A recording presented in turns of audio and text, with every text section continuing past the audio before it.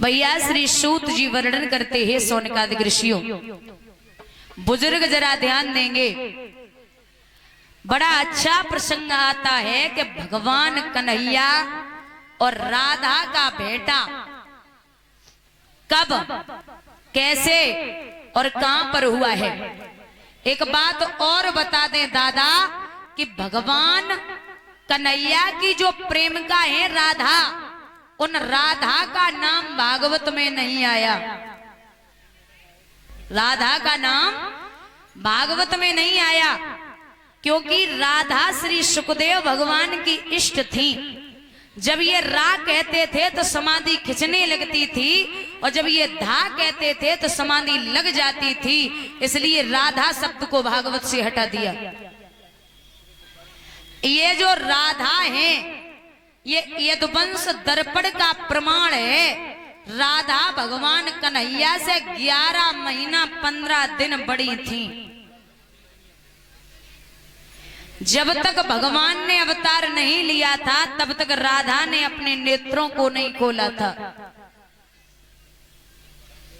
गर्ग संहिता में दिया गया है, एक समय भगवान कन्हैया राधा को ढूंढवे के लिए चले और तैसे राधा भगवान को ढूंढती हुई चली हैं तो ग्वाला से भेंट भई। वो ग्वाला ने आगे जाए कि भगवान से कही है कि हे कृष्ण तुम्हें कोई ढूंढ रहा है। बोले कौन ढूंढ रहा? तो जवाब दो है कोई राधा नाम की लड़की है। आगे जाए कि भगवान की और राधा की भेंट भई है।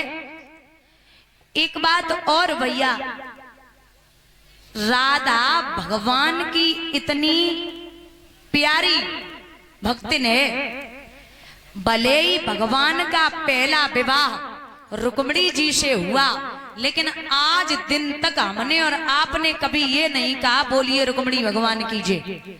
हमेशा लोग यही कहते हैं बोलिए राधा कृष्ण भगवान की। जबकि रुक्मिणी से भगवान का पहला विवाह हुआ। एक दिन एक उदाहरण आता है कि रुक्मिणी भगवान से कहती हैं कि कन्हैया हमें जे बताओ राधा में ऐसी कौन सी बात है जो लोग राधा का नाम लेते और हमारा नाम कोई नहीं लेता। तो भगवान बोले देवी आज स्वयं जाओ और जाए के जे देखो जाए के कि राधा में ऐसी कौन सी चीज, ऐसी कौन सी बात है जो लोग राधा का नाम लेते हैं। रुक्मिणी ने 16 श्रृंगार किए और राधा से मिलने के लिए चली। गेट पर एक सहेली पहरा लगा रही थी। जवाब दिया बहन आप राधा हैं? बोले नहीं, जो अंदर गेरुआ वस्त्रों में बैठी है वो है राधा। अंदर पहुंची रुक्मिणी, राधा को देखा तो पूछा कि हे बहना आप राधा हैं? हाँ राधा बोली हाँ दीदी राधा तुम्हें ही हूं। क्यों? राधा को देख करके रुक्मिणी टकटकी लगाई गई, लेकिन दादा कछु देर बाद निगाह पहुंची है तो राधे के पूरे शरीर पे छाले पड़े हुए हैं। रुक्मिणी से रहा नहीं गया, पूछ लिया कि बहना तेरे पूरे शरीर में छाले क्यों हैं? तो आंखों में आंसू लेकर के राधा बड़े मीठे स्वर में बोली कि ओरी आली कल तूने मेरे कन्हैया को गर्म दूध दे दिया। कल तूने मेरे कन्हैया को गर्म दूध दे दिया और दूध पीने से उनके हृदय में छाले पड़ गए। हे बहना मैं उनके हृदय में निवास करती हूँ इसलिए मेरे पूरे शरीर में छाले पड़ गए। समझ गई रुक्मिणी कि आपकी भक्ति में बराबरी कोई जीवन में नहीं कर सकता। यहां तक राधा इतना प्रेम करती थी भगवान से, एक दिन यमुना के किनारे भगवान की राधा ने पूरी प्रतिमा बना दी मिट्टी की, लेकिन दादा उनके पैर नहीं बनाए। तो लोगों ने पूछा, गोपियों ने पूछा बेना कृष्ण की पूरी प्रतिमा बनी है तूने इनके पैर काहे नहीं बनाए? तो राधा उस प्रतिमा को देख के जवाब देती है कि हे गोपियों, अगर हमने इनके पैर बनाए दे ना तो जो इतने बड़े छलिया हैं ये यहाँ से भाग जाएंगे। मैं नहीं चाहती कि कन्हैया के पैर बन जाएं और ये इतना बड़ा छलिया अगर ऐसे भाग सकता है तो मिट्टी का भी बना दूं और इसके पैर अगर बना दिए तो यहाँ से भी भाग सकता है, इसलिए मैं खतरा मोल नहीं ले सकती। इतना प्रेम करती थी। महाराज भगवान इधर राधा को लेके जब मैया यशोदा के पास पहुंचे तो मैया ने पूछी है बिटिया तुम्हारा नाम का है, तुम्हारी मैया को नाम का है, पिता को नाम का है? तो राधा बोली वृषभान पिता जो बरसाने में रहते हैं और मैया को नाम कीर्ति है और मोई राधिका कहते हैं। बोले तुम कीर्ति की बिटिया जाओ लाडो घर पे जाओ और हमारे बेटा के साथ में आती जाती रहना।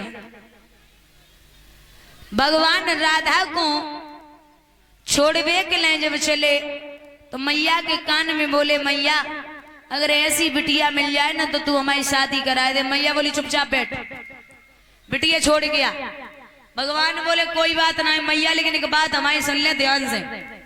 हम अपनी बारात में शादी जब करेंगे तो बारात में सब जावेंगे लेकिन बलदाऊ ना जावेंगे। बोले क्यों? बोले देख हमें काले और बलदाऊ में गोरे, हमारी बहू को उन्हें पे रीझ गई नहीं, सब मामला गड़बड़ हो जाए। ताजे इन्हें यहीं रखो, हम अकेले शादी करके आ जावेंगे। राधा को छोड़वे के लिए जब भगवान पहुंचे तो मैया कीर्ति ने बड़े प्यार से बिठाई लियो। आरे कीर्ति ने आदर से गोदी में श्याम बिठाया।